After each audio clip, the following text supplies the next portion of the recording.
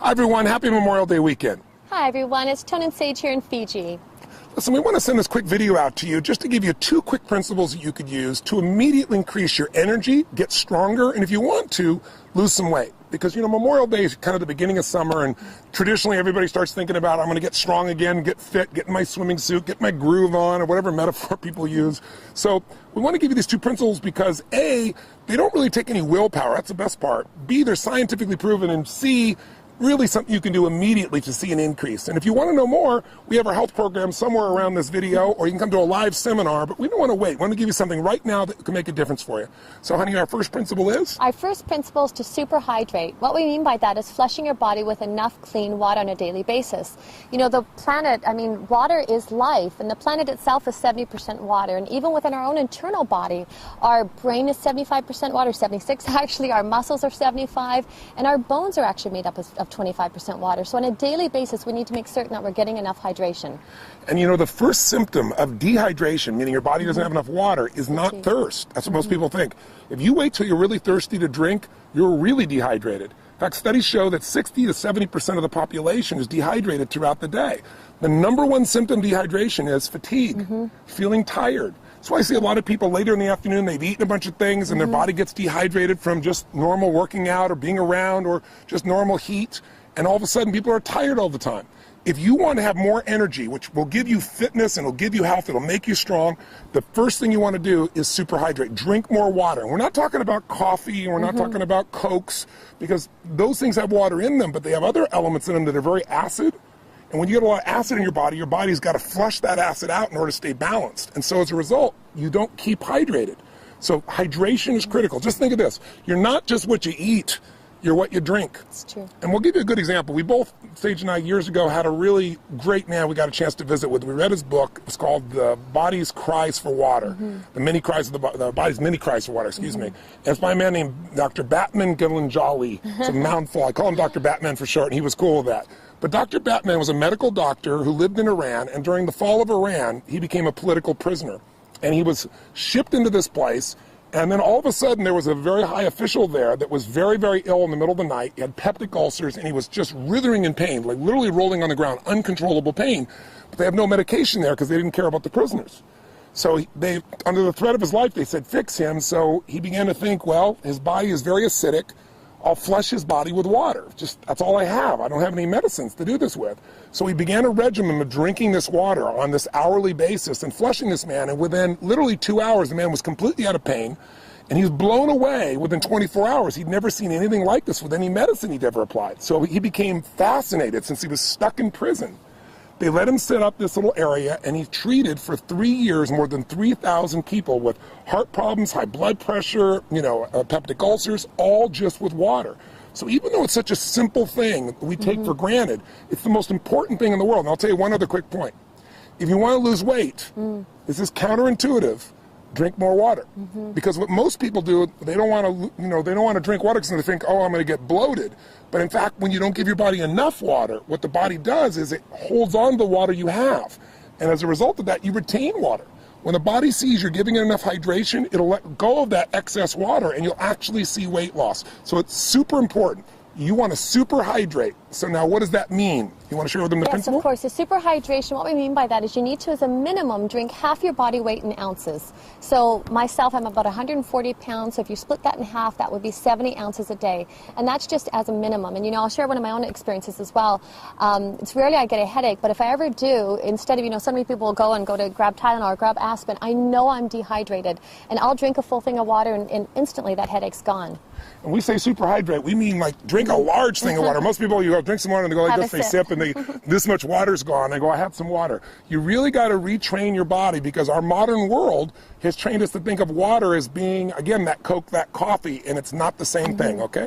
So here's our second quick principle. If you, again, focus here is energy, because energy is life. That's going to get you out there working out. If you're tired, you have a hard time getting yourself to do that. It'll change your mind. It'll change your emotions. So water's number 1. So number 2 is very much related, and that is go green. And what we mean by that is you want to have 70% of your diet be water-rich foods. That'll help you to alkalize. You want to explain what that means? Definitely, and when he's saying water-rich foods, he means living foods. So green veggies and plants and salads and so forth. If this was your dinner plate like so, and if my hand was a piece of, say, chicken or fish or something free range, the rest of your plate should be green salad and veggies, raw and live and living, so it helps to neutralize.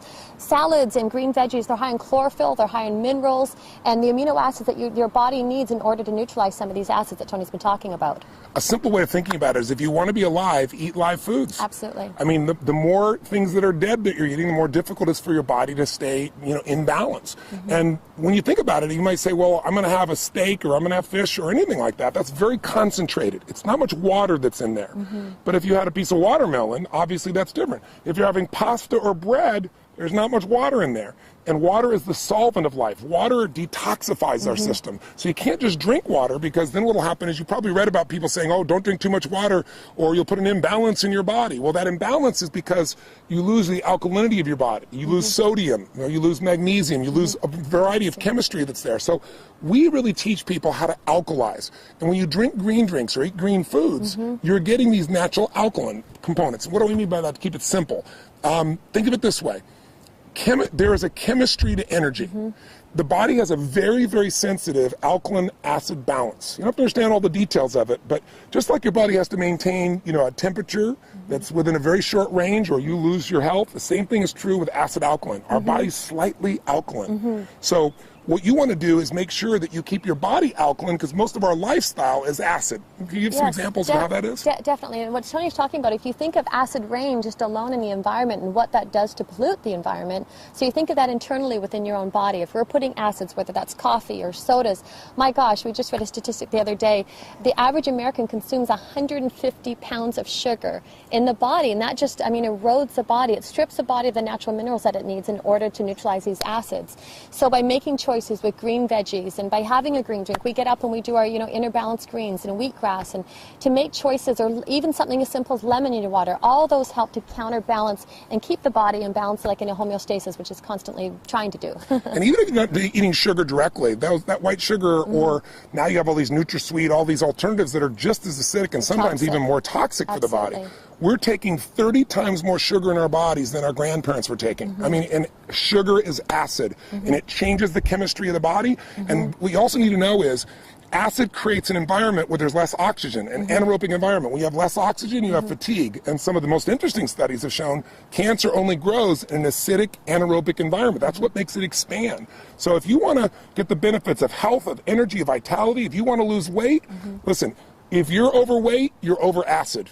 Can you share a little bit about what happens when the body can't flush the acid, honey? Absolutely. What the body does is its own protective mechanism. It'll actually store the acids in the fat, in the tissue, in order so that the bloodstream is not acidic. And so it keeps robbing or pulling from the bone, or trying to throw them into the tissue in order to keep that homeostasis that we talked about. So this is about creating habits on a daily basis that you can do that support the body. And number one with the hydration, number two with eating the green veggies and raw live alkaline foods. So simply, what are we saying? Here's what you go do to increase your energy and lose some weight.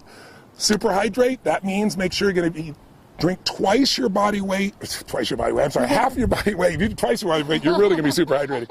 Half your body weight in ounces each day, 140 pounds, 70 ounces, give you an example. Secondly, you want to go green. You want to put more greens in your diet, about 70% of your diet. Make sure it's water-rich, alive foods. Have whatever you want and do that component. Now, before I met my girl, I mentioned on the other video, I was crazy. I didn't have chocolate for 24 years. I didn't do ice cream, anything like that. And she kind of balanced me out with a principle that has made my life a lot happier, and you will like it as well, because you might say, oh, am I doing this perfect? Am I doing this right? And that's the principle of zigging and zagging. I don't know if I balanced him, but I suppose I corrupted him a tad. So zigging and zagging, I think what happens for people is they go to an extreme, and it's important as well that your diet and your lifestyle, and to be healthy, that it's enjoyable. So instead of feeling deprived, or instead of it being so black and white and so rigid within that basis, what we do, I always call it zigging and zagging, is one day a week, have a popcorn night, have a movie, or have a treat, or whether I love chocolate, that would be my one vice.